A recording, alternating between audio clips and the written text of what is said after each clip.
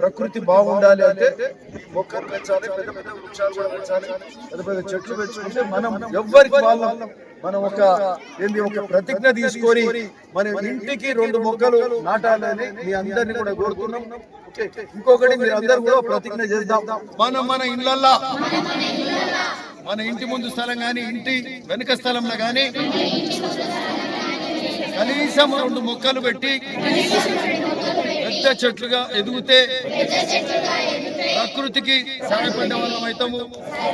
మంచి వాతావరణం ఏర్పడుతుంది, వానలు సమృద్ధిగా పడతాయి.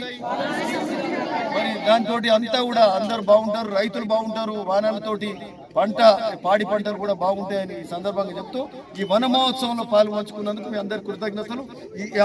ఈ యొక్క ప్రతిజ్ఞ మొత్తం మన నియోజకవర్గం, భువనగిరి నియోజకవర్గం అంతా కూడా ఇది ప్రతి ఒక్కరు కూడా పాటించాల్సిందిగా ఈ సందర్భంగా కోరుతాం.